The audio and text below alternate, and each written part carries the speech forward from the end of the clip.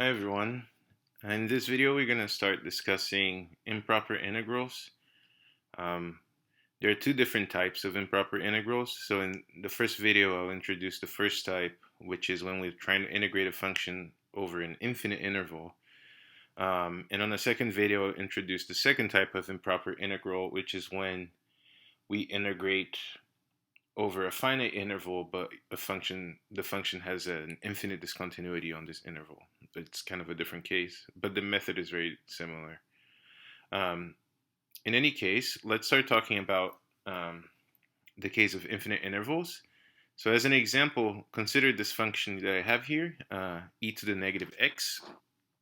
The graph looks like this, right? When x is very large, e to the negative x, which is also, well, let's write here, this is also 1 over e to the x, right? It's the same thing. As x becomes really large, e to the x is very large, and 1 over e to the x is very small, right? So the graph looks like this, where the larger x is, the smaller this value becomes. And then we're going to try to compute or understand the area under the graph from 0 all the way to infinity. So is this area infinite? You can see that this is an infinite region, but it's becoming skinnier and skinnier. So it could be that the actual area of this region is finite, in fact, right? Even though the region itself kind of goes to infinity. How to decide if this area is finite or infinite and how to compute it, right? So basically what we're trying to do is to compute this integral here, an integral for x equals 0 all the way to infinity of this function e to the negative x. And so how do we solve a problem like this? The idea is we choose a certain bound to integrate all the way up to. So we integrate from 0 to b, say here. And then we try to compute a formula for this area all the way to this bound that we fixed. Okay. And then we send this bound to infinity and see how that limit looks like, right? So in fact, this integral is going to be the limit as b approaches infinity of the integral from 0 all the way to b of our function, e to the negative x dx. Right? So this is it's basically how these improper integrals are always going to work. If you're trying to compute an integral over an infinite interval, you first try to compute the finite interval from 0 to up to a certain upper bound, and then you take the limit as your upper bound goes to infinity, and that computes that whole area. Okay, so let's try to solve this problem here. This is the limit as b approaches infinity. This integral, we can just compute the antiderivative of e to the negative x, right? Use the fundamental theorem of calculus. The antiderivative of e to the negative x is negative e to the negative x. Plug in x equals b. X equals 0. These are our bounds, right? So this is the limit as b approaches infinity. Plugging in x equals b, we get negative e to the negative b. Minus, with this negative sign, it turns into a plus, right? Minus e to the negative 0, x equals 0. Right? So this is just 1. Right? E to the negative 0 is e to the 0, which is 1. But this term here depends on the upper bound b, which is going to infinity. And as b approaches infinity, this e to the negative b approaches 0, right? And so this limit here is 0 plus 1, which is 1. So in fact, the area is finite. The area of this infinite region is actually finite, and it has area 1, right? So that's a general method. I'll give you the definition so that you know basically a little bit more formally what to do in every case, and then we'll go through a few different examples. Okay, so if your function, to start with, let's just assume that your function only has jump discontinuities on your infinite interval from a to infinity. By jump discontinuities, I just mean that your function only has discontinuities of this form, right? Where it's a jump. So the left limit exists and the right limit exists, but your function might be discontinuous, right? So these are jump discontinuities. If you know that on your interval, and I'm just trying to be rigorous, but if you know that in your interval your function only has jump discontinuities, then you can integrate without worrying, right? The thing is, on the type 2, sometimes you're going to have a function that looks like this, right? Something like that, has an asymptote or something. Then you have to be very careful if you integrate, over the singularity, over this part. You have to be very careful to know whether this area here is finite or infinite, right? It's a different problem. We'll talk about it later. So if your function only has jump discontinuities, the interval from a to infinity, right, of this function. Oh, I forgot a dx over there. So the integral of your function from a to infinity is the limit. As I said, you integrate from a up to an upper bound b, and you send your upper bound to infinity. Okay, so here's b. You send the upper bound to infinity. If your function only has jump, now this is the case where it's pretty similar to what we just did, right? So you have your function. Maybe I'll have a picture next to every example. You have your function here. Maybe this is a right here, a. And you want to integrate from a all the way to infinity. Your function, what you know about your function is that it might have some jump discontinuities, but it's fine. And you want to see what is the area under this graph, right? From a to infinity, this is the definition, right? You integrate up to an upper bound, b. You compute a formula for this integral up to b, and you send b to infinity. That computes the integral from a to infinity. Now, if you want to integrate on an infinite interval to the left, right? So negative infinity all the way to a number b, right? So the graph for this situation would be, you have your function, this is x. Say that maybe a is over here, a, or b actually, that's b now. And you have your function, it has some jump discontinuities perhaps. It might be continuous, or maybe it has some jump discontinuities. But you're trying to integrate all the way to infinity, right? So you're trying to see, okay, how do I compute the area from to the left, right? Negative infinity all the way to b. How do I do that? It's a similar strategy. You chop on a lower bound, now a, right? And you compute a formula for this finite area over this finite interval, and you send this a to negative infinity now, right? So the integral from negative infinity to b of your function. Oh, I forgot the dx there too. Wow, that's pretty bad. Oh, I copy and pasted actually. That's why. It's going to be everywhere. That's fine. I can correct. Right, so if you want to integrate from negative infinity to b, your function, well, integrate from a to b, where a is some smaller number, right? And then you send this lower bound to negative infinity. All right, and the last case is if you're doing it both sides. So if you know that your function only has jump discontinuities on the whole real line, how do you integrate from negative infinity to infinity? Well, you choose any number in the real line, and then you do, integrate from negative infinity to that number. That's how we defined it. And then you integrate from that number to positive infinity, right? So the picture here is you have now your function.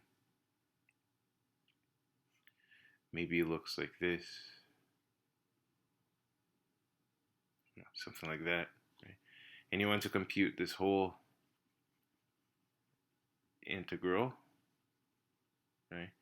So what do? You first choose some number, m, and then you choose a lower bound a and then upper bound b, and then you compute. I should probably use different colors, but then you find a formula for the integral from m to b, and then you send b to infinity and you compute the integral to the right, right? This is this thing here. Then you compute the integral from a to m, so this integral here to the left, and then you send a to negative infinity, right? So that's this bit. So the whole integral from negative infinity to infinity, you choose m to kind of break your integral into two pieces, and then you send a to negative infinity on this one, you send b to positive infinity on that one. That's how you do it, right? And this definition will not depend on the choice that you made of what is the m in the middle, right? It doesn't depend on that. So you have a freedom to choose which m that you want. All right. When the limit exists, right? So any of these limits. So if this limit here exists, or if this limit exists, or if both limits here exist, then we say that the improper integral converges, right? Or is convergent. And if any of these limits don't exist, then we say that it diverges. Okay? So this is just a formal definition. Let's use it in examples. Okay, so example 2, let me try to go down. Okay. Is to compute this integral here, the integral from negative infinity to 1 of 1 over x squared dx. Oh, I actually wanted a minus 1 there. Sorry. Okay. Let's compute this integral now. So first you can draw a picture to see what things are looking. So we're going to integrate from negative infinity to negative 1. 1 over x squared, this graph, when x is very small, it starts to become very big, right? And it looks like this, right? It's very big near 0, becomes very small near the end. Looks like that, right? And we're trying to find the area from negative infinity all the way to 1. Right? So this area. So you see that our function is in this interval from negative infinity to negative 1. It is continuous, actually, so we can use our definition. If I had that 1 there that I had initially, that would have been bad, because if I wanted to compute the area all the way to 1, I would pass through this infinite discontinuity, and then you need to be very careful there. In fact, it would be infinite area. But so from negative infinity to negative 1, our function is continuous. We can apply our definition. Oops, I didn't give myself a lot of space here. Okay. So this integral here, by our definition, is you take a limit as the lower bound goes to negative infinity of the integral of the lower bound to negative 1 over x squared dx, right? So here we just chop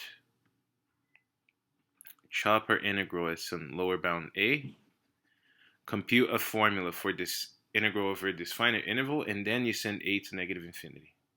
Right? Okay, so this is not so hard to do. It's just a power rule. A goes to negative infinity. Here the antiderivative is negative 1 over x. Right? Derivative of 1 over x is negative 1 over x squared. This negative 1 cancels. We get what we want. Plug in x equals negative 1. X equals a. So this is the limit as a goes to negative infinity.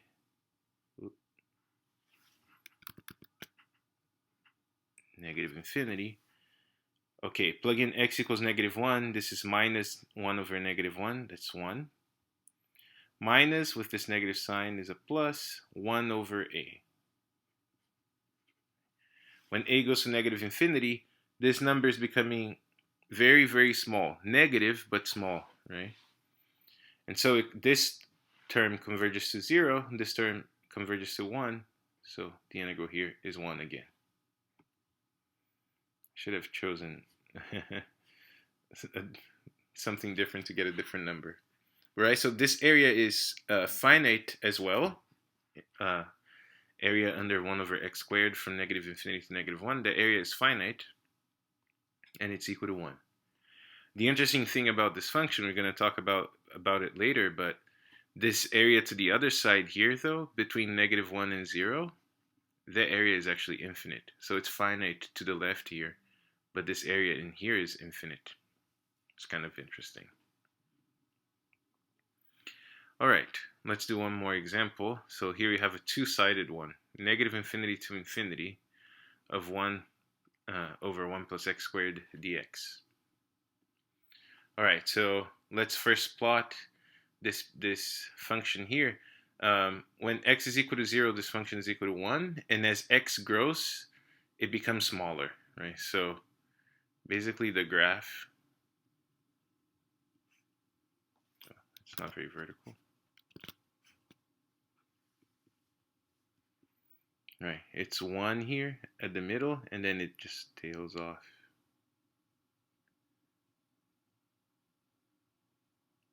Right, so it kind of looks like that. It becomes smaller and smaller as x grows.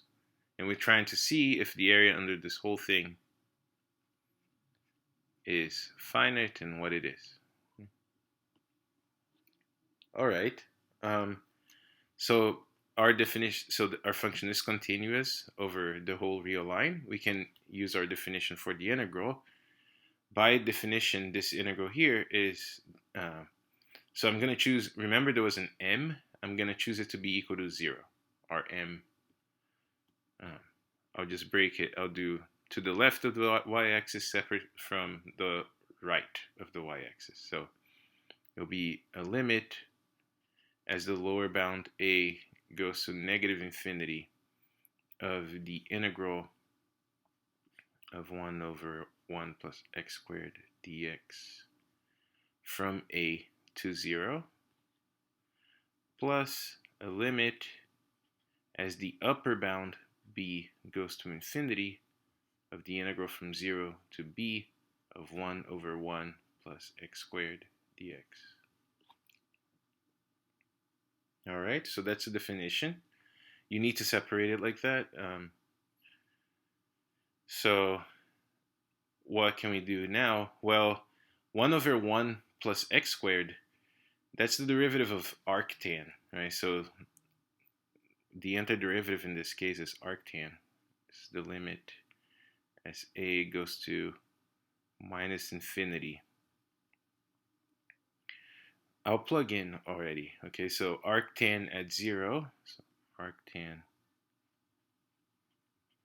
of 0 minus arctan of a plus the limit as b goes to infinity, and here arctan, oh, forgot a c there, arctan of b minus arctan of 0. Okay, arctan of 0 is actually 0, but in fact, we're going to need to think a little bit more about arctan. What is the limit as a goes to negative infinity of arctan, and what is the limit as b goes to infinity of arctan, right? So I'm going to bring up the unit circle again. I'm not sure if you saw tangent in this way, but it's the easiest way that I can think of explaining what happens in that limit. So if you have an angle theta, you can actually see it. So say that you have a theta here. We know that we can see cosine theta by the x-coordinate of this point, right? Cosine of theta is the x-coordinate, this is the unit circle. And cosine theta is the x-coordinate of this point. Sine theta is the y-coordinate of this point. What is tangent theta? Okay, so one way of seeing what tangent of theta is you take this point here on the x-axis and you draw the tangent line to the circle at that point. Okay, so it's this vertical line here, right? That's the tangent line. And now you take your ray here with angle theta and you go all the way to this line. This height here, that's tangent of theta. Okay. So, and this lets you see what arctangent is as well, right? So you see when the tangent goes to infinity, right? As you take bigger and bigger points, as the tangent of the angle goes to infinity, the actual angle is going to pi over 2, right? And this means that for example, this limit here, as b goes to infinity of arctan of b, arctan of b takes this number on the tangent line and associates the angle, right? It's the inverse function. Tangent takes the angle, associates the tangent of that angle, that's the output. Arctangent takes the tangent of that angle. The output is the original angle, right? So arctangent, that's why, for example, arctangent of 0 is 0, because the tangent of 0 is 0. Arctangent of 1 is pi over 4, because here at the diagonal, the height here is pi over 4. The height here is 1, so arctangent of 1 associates the angle pi over 4. And as the tangent goes to infinity, so what is arctangent of b as b goes to infinity? The angle approaches pi over 2. Okay? And as this tangent goes to negative infinity, right? Over here, as the tangent goes to negative infinity, your angles are approaching negative pi over 2 right here. So what you have here is arctangent of 0 is 0. Limit as a goes to negative infinity of negative arctangent of a. Well, arctangent of a, when a goes to negative infinity, goes to negative pi over 2. With this negative, it turns into a pi over 2. And here plus the limit of arctangent of b as b goes to infinity. As this b here goes to infinity, the angles goes to pi over 2. Right, so this term here was 0. This term, the limit was negative pi over 2. With this negative sign, it turned into a plus pi over 2. This limit is a pi over 2. This is a 0. So we get at the end that this area is pi. Right? So that's a case where you had to do both sides. All right, so just one more to finish up this type 1 example. We are trying to analyze now, let's try to analyze the integral from 1 to infinity on this interval of the function 1 over x to the p, where p is just any real number, any positive real number. All right, so when does it converge? When does it diverge is the question. Okay, so 1 over x to the p, it will always look like this, right? When p is positive. It always kind of looks like that. At least on the positive axis. When p is even or odd, when for integers, the other side will look a little bit different, whether it's negative or positive. But on the right, it always looks like this. Maybe I can draw it a little nicer. Always looks like that. But the area could be infinite or finite, right? So here's 1. Is this area here infinite or finite? Does that depend on this exponent, right? Is it 1 over x squared?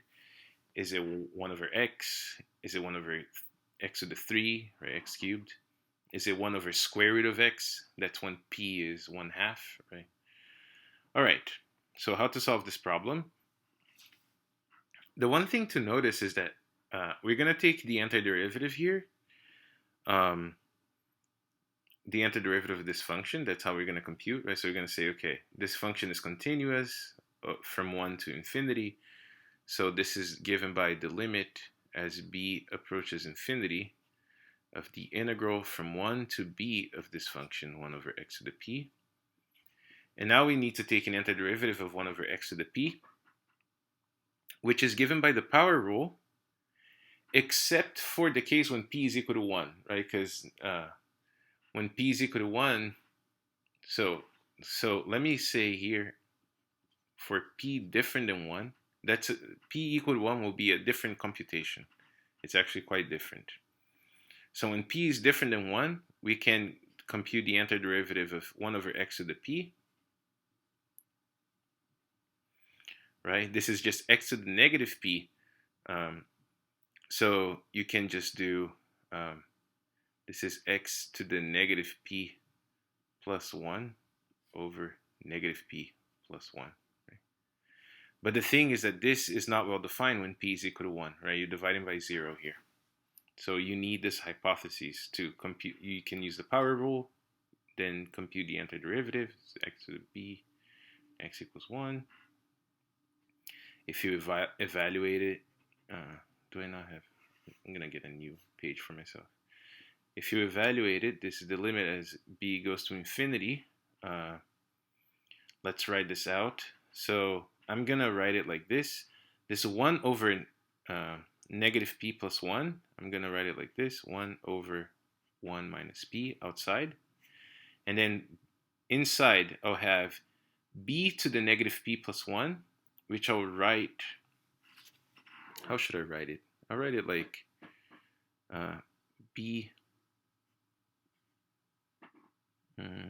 to the 1 minus p. Is it okay if I write it like that? I think so. And then minus, plug in x equals 1. 1 to the anything will be 1. You don't have to write anything, right? So that's the limit that we have. And then the question is, when does this limit exist or not, right? When does it converge or not? And you see, it depends on this p here because, for example, if p is smaller than 1, then 1 minus p is still a positive number. And b to a positive number, when b goes to infinity, this is going to go to infinity, right? So, for example, if p was 1/2, 1 minus 1/2 is still 1/2. This is a square root of b. When b goes to infinity, this is still going to infinity, right? So when p is smaller than 1, right? So greater than 0 and smaller than 1,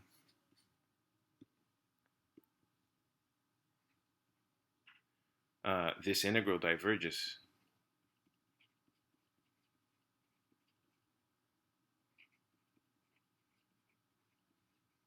Right? Because for this range of values, this exponent here is still positive, and that limit is going to go to infinity. But when p is greater than 1, right? So we're not considering p equals 1 because this computation doesn't work for that value. When p is greater than 1, now 1 minus p, that's actually a negative number, and b to a negative number as it grows bigger and bigger, that is going to go to 0, right? So we imagine if this is -2, b to the -2, that's 1 over b squared, right? And as b becomes bigger and bigger, 1 over b squared, it becomes smaller and smaller, right? So that's because that number on the exponent is negative in this case, right? So when p is greater than 1, this integral converges.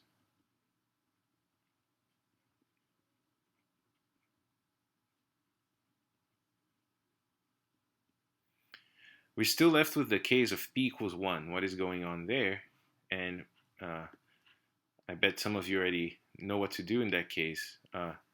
So this integral for p equals 1, the antiderivative just looks quite different.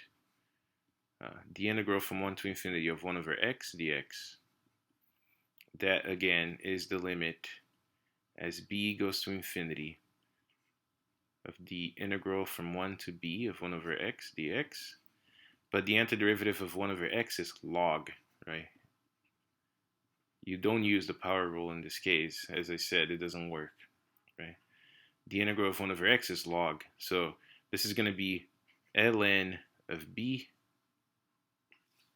oops, a computer, ln of b minus ln of 1. That's this integral here by the fundamental theorem of calculus. This is 0. Ln of 1 is 0. Ln of b, when b goes to infinity, that's still infinity. Right? Ln of b looks like this, right? So it still goes to infinity. Right? So here, the integral will also diverge when p is equal to 1. So you can, if you want, to put a less than or equal to right there. And that's the answer to the problem. If p is less than or equal to 1, this integral will diverge. When p is greater than 1, this integral will converge. All right, so this will be it for now. I'll record the following video soon where we talk about the second type of improper integrals. All right, see you soon.